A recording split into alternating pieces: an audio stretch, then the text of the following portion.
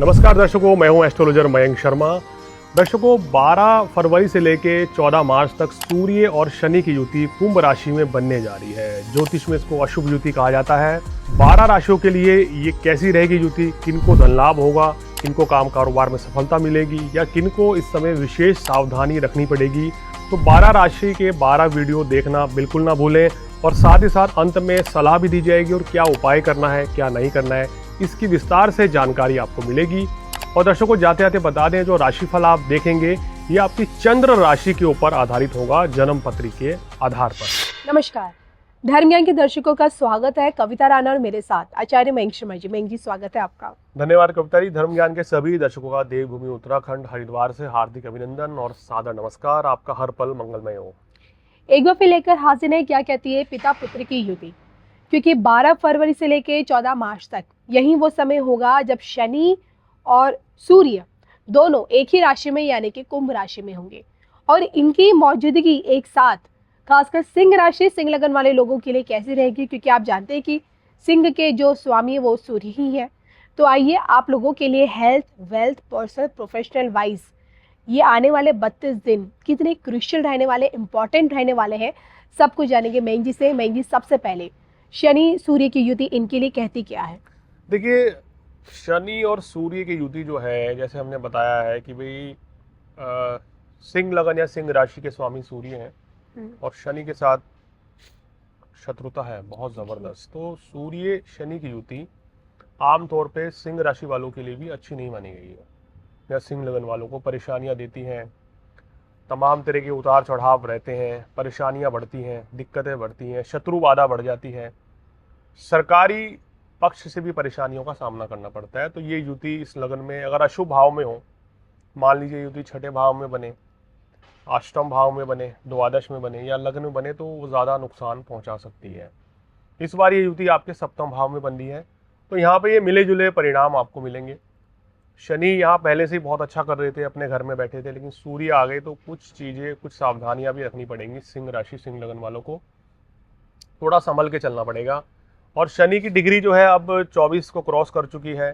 धीरे धीरे शनि आपके अष्टम भाव की तरफ आ रहे हैं, तो यानी कि शनि की ढैया आपको लगने वाली है अगले महीने, यानी कि 29 मार्च से आपको शनि की ढैया भी लगेगी। तो कुछ सावधानियां रख के चलें सिंह राशि वालों, एक प्लानिंग करके चलना हो। कहते हैं ना कि हम लोग ए प्लान पे चल रहे हैं, तो एक बी प्लान भी साथ में रख के चलना होगा कि अगर ये प्लान कामयाब नहीं होता तो तुरंत आप दूसरे प्लान पे आ जाएं। ये कुछ सावधानियां भी रखनी होंगी, कुछ उपाय भी करने होंगे कि लाइफ में कोई बड़ी परेशानी, दिक्कत ना रहे।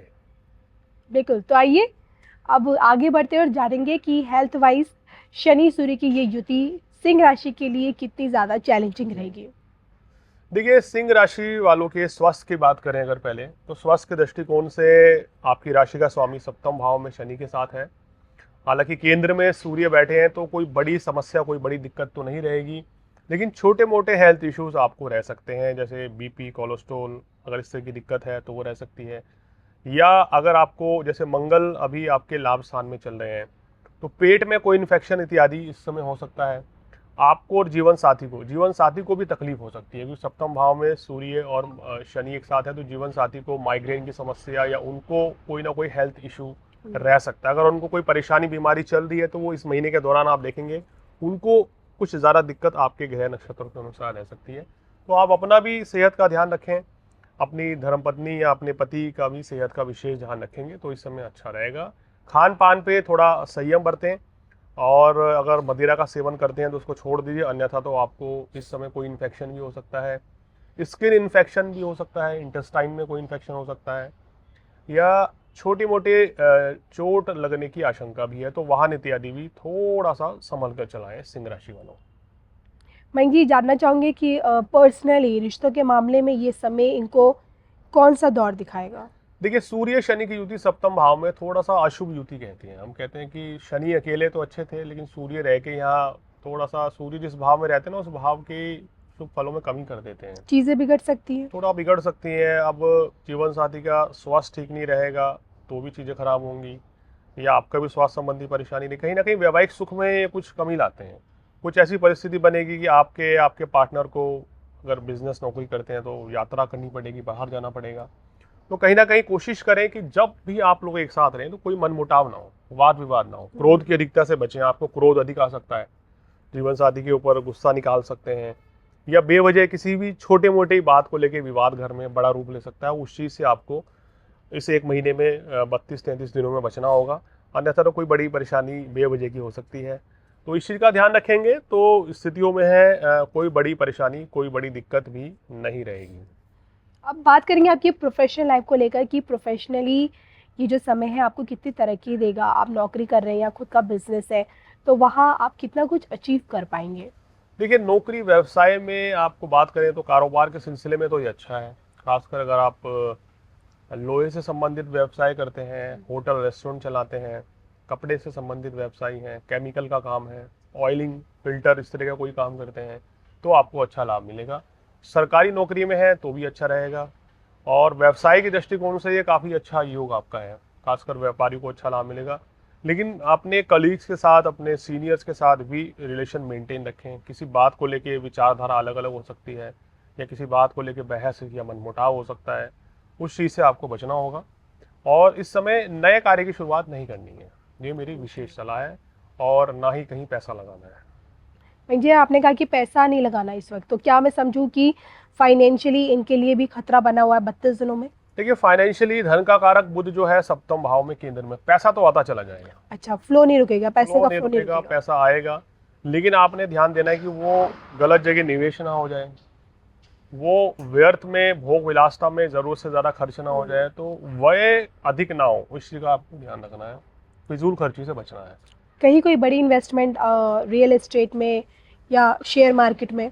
देखिए, अभी आपको अगर आप प्रॉपर्टी लेना चाहते हैं, वाहन लेना चाहते हैं, तो आप निवेश कर सकते हैं, अच्छा रहेगा आपके लिए।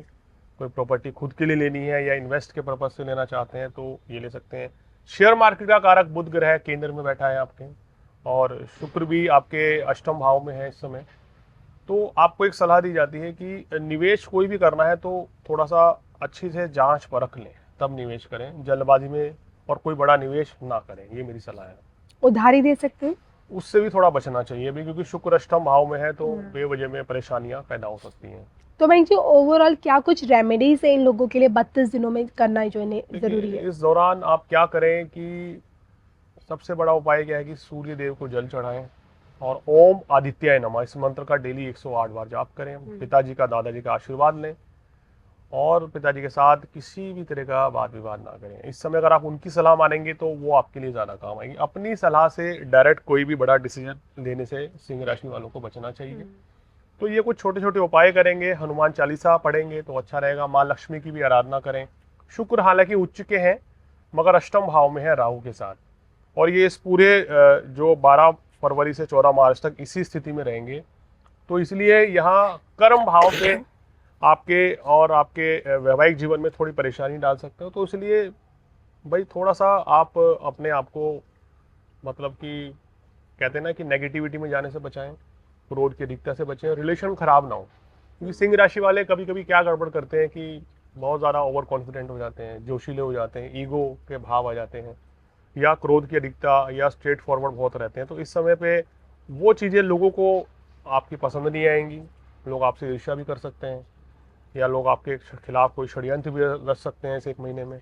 कोशिश करें कि शत्रु पैदा ना हो, अपने आप पे थोड़ा संयम भी रखें। तो चलिए इसी के साथ मुझे मैंग जी को इजाज़त भी दीजिए। नमस्कार।